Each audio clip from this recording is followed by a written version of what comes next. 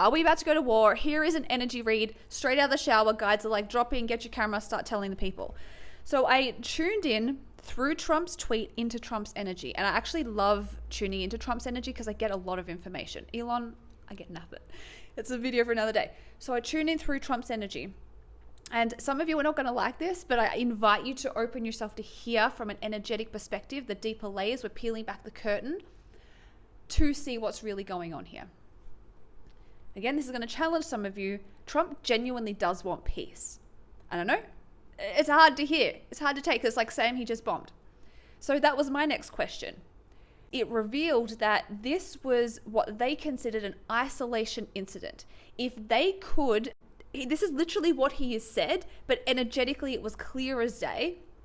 If we can isolate this, it's going to prevent that. I would rather have a 10% war outcome rather than a 100% war outcome, especially when it comes to nuclear. Of course, as a people, don't want to see any bombs, any war. So I'm going to get to that in a second. When we are fed media information of something that is so human, it hijacks our reasoning, it hijacks our discernment. We stay at the level of that war and we perpetuate it, because what's happening is people are triggered in fear, and fair enough. If we are going to be throwing that on certain people, on leaders and decisions that are being made, we perpetuate that consciousness of war. We are attacking through our words, which has energy, which is a vibrational activation within us. We are perpetuating that, all of us, and the more we are fed it, the more we are doing it, the more we are sharing it, the more we're talking about it. So this is what we're being called to do. As a collective of people on the planet who call Earth home, what future are we going to vibrationally activate?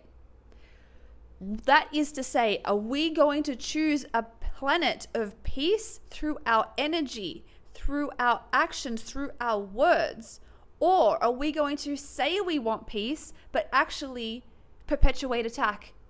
And this is where we all have to take responsibility for how we're showing up in the world. What energetic vibration are we going to perpetuate? Now, our fears around a nuclear war are extremely valid. This is some of the scariest shit a human can face. So we need to have healthy processes for our emotions. We have to take responsibility for how we feel. We need to have a practice within ourselves daily to release fear, pain, shame, trauma. And we as a collective of humanity need to come together and choose to move forward in peace. That peace starts within us.